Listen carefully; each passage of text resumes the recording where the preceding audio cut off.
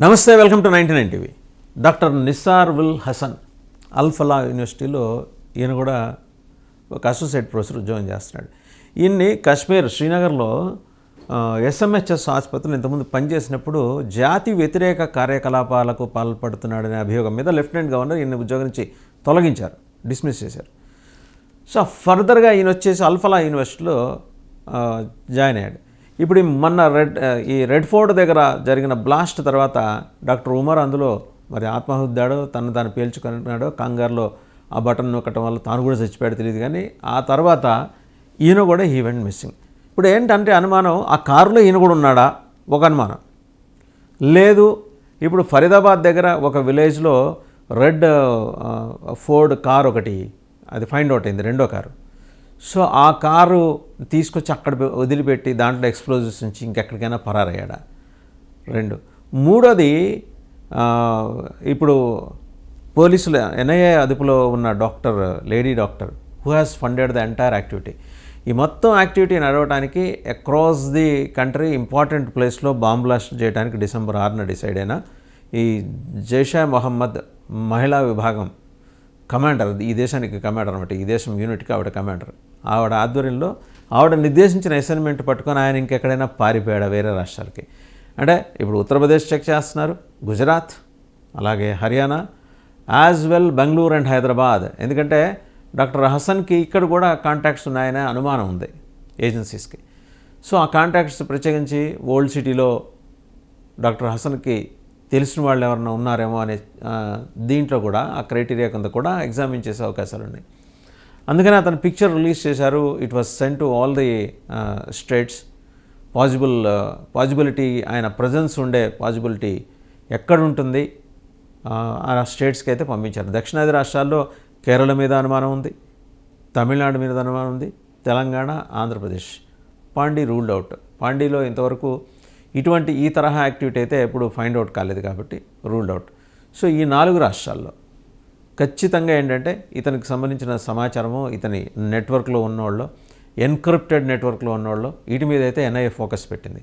ఒకవేళ ఆయన ఇక్కడికి వస్తే, ఒకవేళ హైదరాబాద్, ఇవన్నీ ఇఫ్ అండ్ బట్స్, ఇందులో పూర్తిగా ఏంటంటే స్పెక్యులేషనే, ఒక అనుమానం ఏజెన్సీస్కి. ఇక్కడికి వస్తే హైదరాబాద్లో ఆయన ఎవరితో టచ్లో ఉండే అవకాశం ఉంది. సో అందుకని ఆ డాక్టర్స్ టెర్రర్ నెట్వర్క్లో ఫాలో అయ్యి ఎవరైనా ఉన్నారా హైదరాబాద్ అనేది జల్లెడబడుతున్నారు. ఇప్పుడు జల్లెడబడితే తెలిసే అవకాశం ఉంది. ఎందుకంటే హైదరాబాద్లోనే టెర్రర్ మూలాలు మీరు ప్రపంచంలో ఎక్కడ ఏ ఉగ్రదాడి జరిగినా దాని మూలం హైదరాబాద్లో కనిపిస్తుంది. ఆ మూల పురుషులందరూ ఇక్కడే ఉంటారనమాట. ఆ మూల పురుషులు ఇచ్చే అసైన్మెంట్ల ఆధారంగా వీళ్ళు ఎగ్జిక్యూట్ చేస్తుంటారు, క్యారీ అవుట్ చేస్తుంటారు. ఈ మూల పురుషులకి జైషే మొహమ్మద్ నుంచి, లష్కర్ తోయిబా నుంచి, హిజ్బుల్ ముజాహిదీన్ నుంచి, మరీ ముఖ్యమైన అసైన్మెంట్ అయితే వాళ్ళ ఫీల్డ్ మార్షల్ సయ్యద్ అసీం మునీర్ నుంచి సందేశాలు వస్తాయి. ఆయన దాకా రావు, మ్యాక్సిమం ఐఎస్ఐ చీఫ్ చూసుకుంటారు. ఇంతకుముందు ఈయన కూడా ఐఎస్ఐ హ్యాండిల్ చేసినాడే కాబట్టి ఈయన నోటీసులో ఖచ్చితంగా ఉంటుంది. సో ఇప్పుడు ఈయన మన డాక్టర్ నిస్సార్ ఉల్ హసన్ అయితే ఈ అల్-ఫలా యూనివర్సిటీ తోటి దీంట్లోకి ఇంటరాక్షన్లోకి వచ్చిన తర్వాత ఆయన నెట్వర్క్ ఎక్కడెక్కడ పెట్టుకున్నాడు, యూనివర్సిటీ రికార్డ్స్ చెక్ చేస్తున్నారు ఇప్పుడు. అండ్ ప్రయర్ ఒక పక్కన government of Jammu and Kashmir lieutenant governor జాతి వ్యతిరేక కార్యకలాపాలకు పాల్పడుతున్నాడనే అభియోగం మీద ఎస్ఎంహెచ్ఎస్ హాస్పిటల్ నుంచి హీ వాజ్ డిస్మిస్డ్. అయిన తర్వాత ఈ అల్-ఫలా యూనివర్సిటీలో ఈయన ఉద్యోగ విధుల్లో చేర్చుకునే ముందు అది చెక్ చేయాలి కదా, వాళ్ళు చెక్ చేశారా లేదా. అండ్ ఇంకోటి, టెర్రరిస్టులుగా మారుతున్న డాక్టర్లందరూ అల్-ఫలా యూనివర్సిటీని ఎందుకు ఎంచుకుంటున్నారు? లేకపోతే వాళ్ళందరి కోసం ఒక షెల్టర్ కావాలి కాబట్టి ఏమన్నా ఉగ్రవాద సంస్థలకి ఫ్రంట్ ఫేస్ ఉండే పీపుల్స్ ఆర్గనైజేషన్స్ ఏమన్నా ఫండ్ చేశాయా ఆ అల్-ఫలా యూనివర్సిటీ నడవటానికి, దానికి అనుబంధంగా ఉండే హాస్పిటల్ నడవటానికి? అండ్ ఇంకోటి, అక్కడంటే ఉన్నాయి, పాకిస్తాన్లో టెర్రరిస్ట్ యూనివర్సిటీలు ఉన్నాయి, పీఓకేలో. అచ్చంగా ఏంటంటే దానికి ఒక కరికులం ఉంటుంది, దానికి నిష్ణాతులైన ఈ టెర్రరిస్టులు ఒక్కొక్క పాఠ్యాంశాన్ని బోధిస్తుంటారు. హఫీజ్ సయీద్, ఆయనేమో గొప్ప డాక్టరు హఫీజ్ సయీద్. ఇటు చూస్తే ఇటు జైషే మొహమ్మద్ యాక్టివిటీస్లో ఉండే మసూద్ అజహర్ మంచి ఇంటెలిజెంట్, వారి సోదరే ఇప్పుడు వచ్చేప్పటికీ ఈ జైషే మొహమ్మద్ మహిళా విభాగం చూస్తుంది. ఇలా డిఫరెంట్ క్యాంప్స్ ఉంటాయి కాబట్టి వీళ్ళల్లో ఉన్న ప్రముఖ టెర్రరిస్టులకి ఇలాంటి నిస్సార్ ఉల్ హసన్ లాంటి వాళ్ళతోటి సంబంధాలు ఏర్పడి ఉంటాయా? ఎందుకంటే ఎలీట్ సెక్షన్స్ మీద ఎక్కువ ఫోకస్ చేశారు. ఆ ఎలిట్ సెక్షన్స్ ఫోకస్ చేసినప్పుడు ఏంటంటే జనరల్గా they look at high esteem. ఈయన విద్యార్థులకు సమానమైన వాళ్ళతోటే అక్కడ ఇంటరాక్షన్ ఏర్పాటు చేసే వ్యవస్థని ఐఎస్ఐ చేస్తుంది. ఐఎస్ఐకి అనుబంధంగా ఇక S1 అనే ఒక యూనిట్ పనిచేస్తుంది గడిచిన 25 ఏళ్ళుగా. 1993 బ్లాస్ట్ కూడా 30 ఏళ్ళు వేసుకోవచ్చు. బ్లాస్ట్ కూడా వాళ్ళు ఎగ్జిక్యూట్ చేయించింది. వాళ్ళు ఏంటంటే ఎకడమిక్గా రిచ్ ఉంటారు, అంటే అలాగే ఈ ఆయుధాల వినియోగంలో బ్రహ్మాండమైన తర్ఫీదు పొందిన వాళ్ళు ఉంటారు. వాళ్ళు వచ్చి వీళ్ళ లోకల్ అటైర్లో కలిసిపోయి వీళ్ళకి ట్రైనింగ్ ఇస్తుంటారు. అండ్ వాళ్ళు S1కి సంబంధించిన వాళ్ళనే మాట అయితే బయటకు తెలియదు. భారతదేశానికి తెలియటానికే ఇట్ టుక్ 2 decades.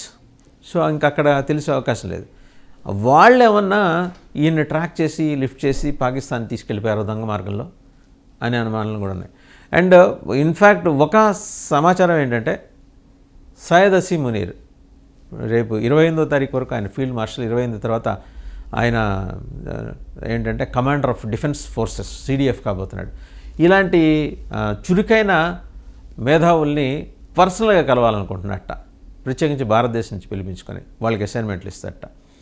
సో ఏమైనా పాకిస్తాన్కి పారిపోతే ఉండే అవకాశాలు ఏంటి? సరిహద్దుల నుంచి పారిపోవాలి, ఎందుకంటే విమానాశ్రయాల్లో అయితే ఖచ్చితంగా చెక్ ఉంటుంది, మారువేషం వేసుకొని మరీ పారిపోవాలి, లేకపోతే ఆ సమీప ప్రాంతంలో ఎక్కడైనా దాక్కొని ఉండాలి. ఇప్పుడు కారుని అక్కడ వదిలేసి వెళ్లాల్సిందిగా డాక్టర్ ఉమర్ నుంచి ఈయనకి సంకేతం అందినట్టు ఒక సమాచారం. సో ఆయన అందుకనే ఫరీదాబాద్ దగ్గరలో ఉన్న సెక్లూడెడ్ ప్లేస్లో ఉన్న విలేజ్ దగ్గర వదిలేశాడు. NSG మొత్తానికి ఫైండ్ అవుట్ చేసిన తర్వాత ఆయన అక్కడ దాంట్లో ఈ ఎక్స్ప్లోజివ్స్ పెట్టాడా, ఎక్స్ప్లోజివ్స్తో సహా అక్కడ పెట్టాడా, లేకపోతే ఓన్లీ కార్ని అక్కడ వదిలేసి వెళ్ళాడా? CCTV ఫుటేజ్ చెక్ చేస్తారు. అలాగే ఆ కార్ ఎక్కడెక్కడ తిరిగింది కూడా మొత్తం మ్యాప్ తీస్తే తెలిసిపోతుంది. గూగుల్ మ్యాప్ ఎలాగూ ఇప్పుడు వస్తున్న అన్ని కార్లకి ఉంటుంది, ఆ మ్యాప్ని పట్టుకుని తెలిసిపోతుంది. ఆయన ఫోన్ని బట్టి కూడా తెలుస్తుంది ఒకవేళ ఆయన వినియోగిస్తే. సో ఈ పాసిబిలిటీస్ మధ్య ఈయన్ని పికప్ చేయడం చాలా ఇంపార్టెంట్ పని. ఎందుకంటే డాక్టర్ ఉమర్ ఈయనకేం చెప్పాడు, కొంతవరకు డాక్టర్ షహీం ఆవిడ చెబుతున్నారు, వాళ్ళిద్దరూ కలిసి చేయాలనుకున్న జాయింట్ ఎక్సర్సైజ్ గురించి చెప్పింది. బట్ ఈయనకేం చెప్పాడు డాక్టర్ ఉమర్? ఎందుకంటే ఈయన మరి నిసార్ ఉల్ హసన్ కూడా ఉమర్కి సన్నిహితుడే.